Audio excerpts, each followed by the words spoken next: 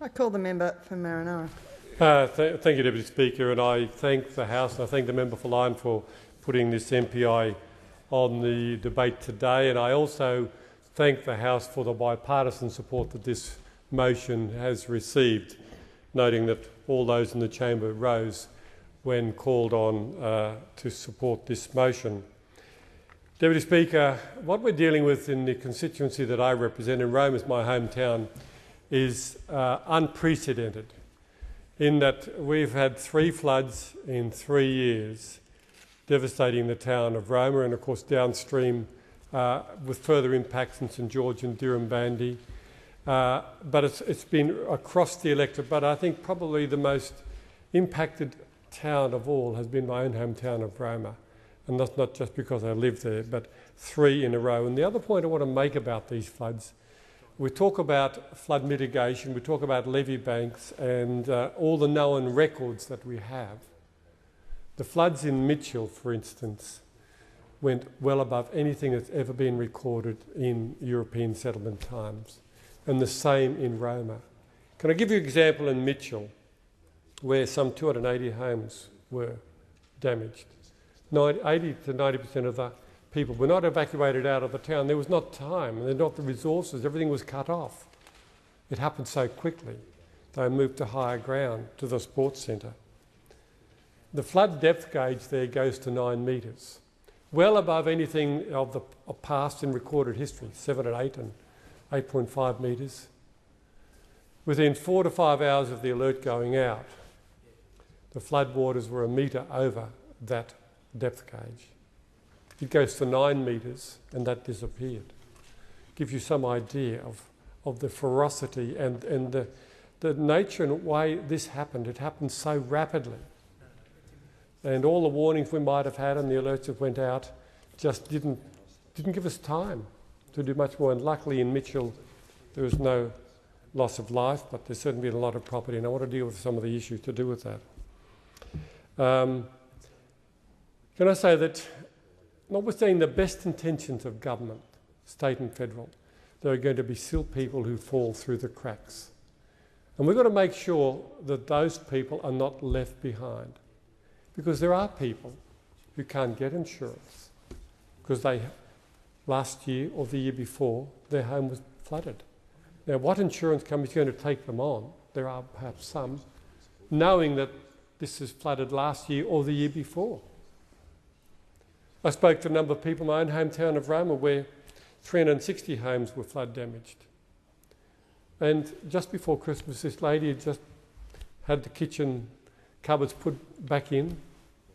She'd done it twice, looking forward to having Christmas at home, new furniture in this very humble house, but it's her piece of Australia. Only to find last Friday, by midday, all of that was ruined again, was underwater. So I say to the House, in the context of what we're debating here, these are not known circumstances in terms of floods that we're dealing with. And notwithstanding the best intentions of government, we've got to make sure that there aren't people left behind. Now, I know there's a fund that's been established in Queensland by the Premier, and I think we do need to make sure that any funds that are made available, I hope that cash that's available, because that's the most important commodity at these times, to be able to use cash to purchase what is needed locally. We need to make sure that those who haven't got flood insurance, notwithstanding all of the NDRRA packages, those people will not get anything more than $1,000 per person. They can't get the small business assistance or the farmer assistance of $25,000, $5,000 plus up to $25,000. And they're going to rely on some charities and the goodwill of the people, as we've seen in the last 2 years it's happened. And we've got to move quickly, and I think we really need a fund locally in some of these communities to make sure that the charitable organisations, the Ministers for Fraternal and others, are able to make sure that those people who fall into that category are helped. Can I just say that it's not just the towns that are affected, it's the outlying areas. It's the properties, the loss of crops, the loss of stock. In fact, I had a report from people on the Marinara River.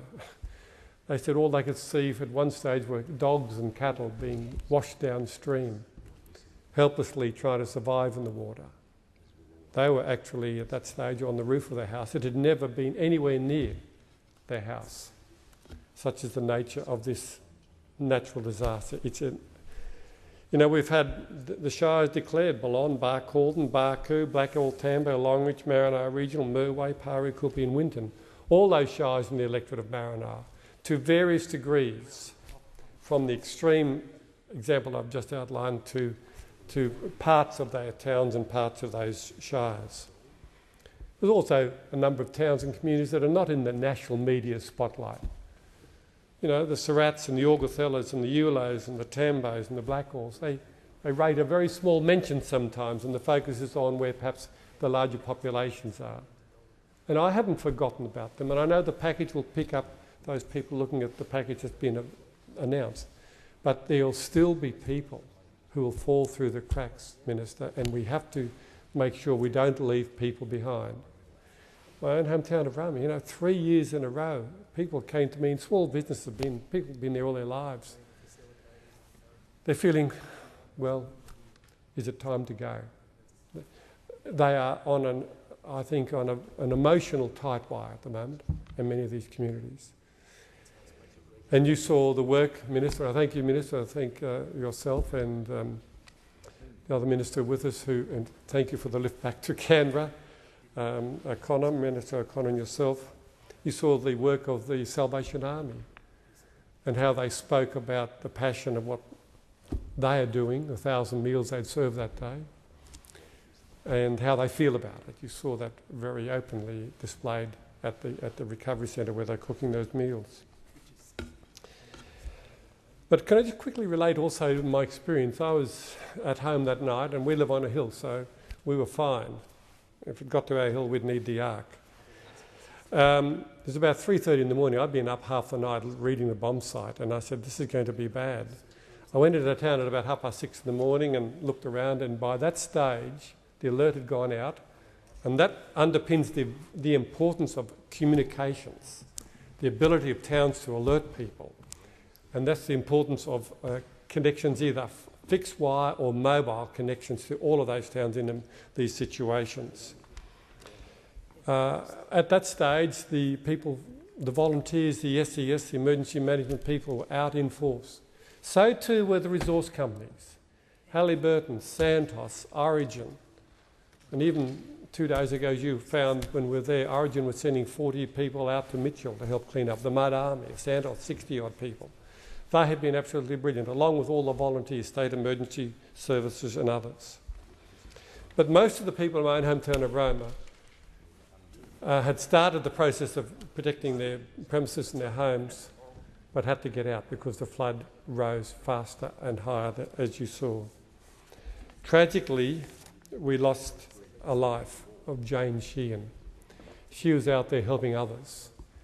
She was up very early in the morning when the alert went out, going up to the SS, getting sandbags in the back of the Toyota Land Cruiser, bringing them back down the shortest route she could. And what caught her was she took the same route back after having gone up and loaded again, straight back down to where the houses needed protecting. The water had risen and she went straight into it. And talking to the people who rescued her son, and it was tragic. They said, they will live with that and we'll all live with it in the community. She said, please save my boy, please save my boy.